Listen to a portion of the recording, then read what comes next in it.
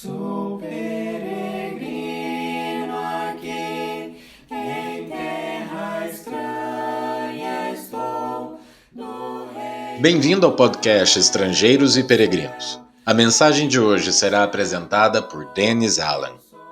Em praticamente qualquer livraria ou até pela internet, você consegue comprar uma Bíblia. Na verdade, existem muitas versões boas, Bíblias disponíveis por todo lado, uma maneira que nós somos muito abençoados hoje em dia. Esse fato é fruto de trabalho ao longo de séculos de estudiosos, pessoas que fizeram questão de verificar a autenticidade de manuscritos, de procurar compreender palavras usadas em outros idiomas 2000 anos ou mais atrás e como traduzir essas palavras de uma forma compreensível para nós hoje. Somos muito abençoados em ter essas escrituras disponíveis em nosso próprio idioma. Mas apesar de séculos de trabalho de estudiosos verificando a confiabilidade de manuscritos e traduções, pessoas frustradas com as exigências dessas escrituras procuram maneiras de criar dúvidas sobre a autenticidade da Bíblia ou de partes dela. Na internet, na televisão, em livros, alguns recentes e outros mais antigos, críticos questionam os livros da Bíblia.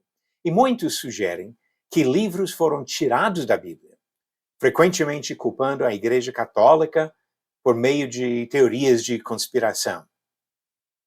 Eu não sou defensor da Igreja Católica nem de qualquer outra instituição religiosa.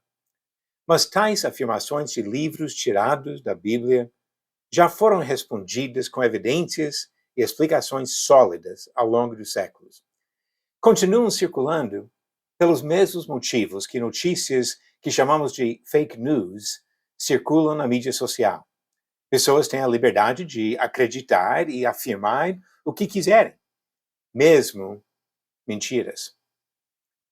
Há uma diferença enorme entre a alegação de alguém ter tirado livros da Bíblia e o entendimento que alguns livros nunca foram aceitos como dignos de inclusão na Bíblia. Os livros supostamente tirados do Novo Testamento geralmente se enquadram em uma de duas categorias, ou livros apócrifos ou livros gnósticos.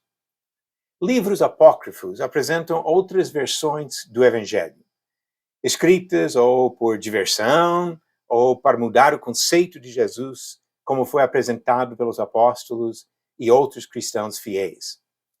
Um desses evangelhos, entre aspas, por exemplo, alega que Jesus teria matado crianças que fizeram alguma coisa contra ele na sua infância. Livros gnósticos, a segunda categoria, exaltam filosofias de conhecimento especial, redefinem Jesus para defender suas filosofias. Alguns desses sugerem, por exemplo, que Judas Iscariotes foi um discípulo fiel quando traiu Jesus e que Jesus falou de transformar mulheres em homens para que se tornassem dignos da vida eterna, sendo que Jesus nunca fez discriminação contra as mulheres, nunca sugeriu que a salvação seria só para os homens. Ensinamentos como esses claramente contradizem os registros inspirados dos evangelhos de Mateus, Marcos, Lucas e João. Esses outros livros não foram tirados da Bíblia, pois foram rejeitados pelas pessoas mais próximas ao verdadeiro Jesus. Até no primeiro século, em uma das suas primeiras cartas, Paulo alertou sobre o perigo de falsos livros que já circulavam. Ele disse, em 2 Tessalonicenses 2, irmãos, pedimos que vocês não se deixem demover facilmente de seu modo de pensar, nem fiquem perturbados, quer por espírito, quer por palavra, quer por carta, como se procedesse de nós, dando a entender que o dia do Senhor já chegou. Aqui ele cita um exemplo de uma doutrina distorcida, mas ele fala de cartas circuladas como se fossem cartas legítimas de Paulo, ou talvez de outros apóstolos. Pessoas podem falar o que quiserem. Podem afirmar mentiras em qualquer esfera de atividade humana. Até o Evangelho de Jesus sofre distorções na publicação de fake news. Não sejamos enganados por mentiras, sejam novas ou antigas. Vamos seguir o caminho que Jesus traçou e leva à vida eterna. Obrigado por nos acompanhar nessa jornada pelas Escrituras.